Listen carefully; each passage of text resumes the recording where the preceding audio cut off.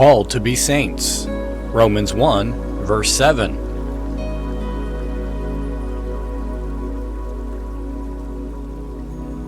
We are very apt to regard the apostolic saints as if they were saints in a more special manner than the other children of God.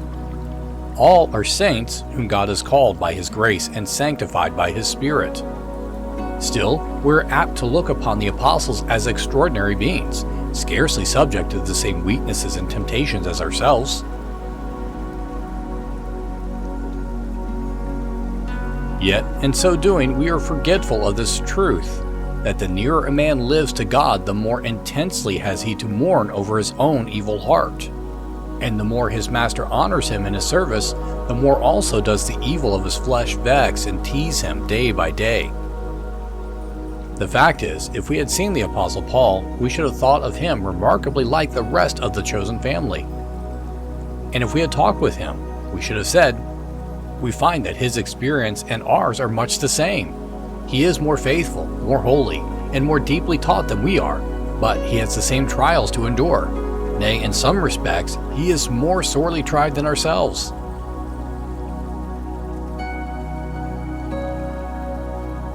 Do not, then, look upon the ancient saints as being exempt either from infirmities or sins, and do not regard them with that mystic reverence which will almost make us idolaters.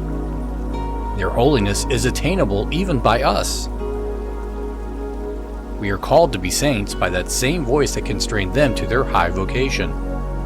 It is a Christian's duty to force his way into the inner circle of saintship, and if these saints were superior to us in their attainments, as they certainly were, let us follow them. Let us emulate their ardor and holiness. We have the same light that they had. The same grace is accessible to us, and why should we rest satisfied until we have equaled them in heavenly character? They lived with Jesus. They lived for Jesus. Therefore, they grew like Jesus.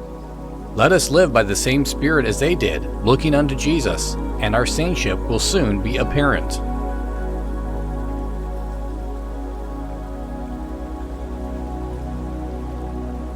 Called to be saints. Romans 1, verse 7.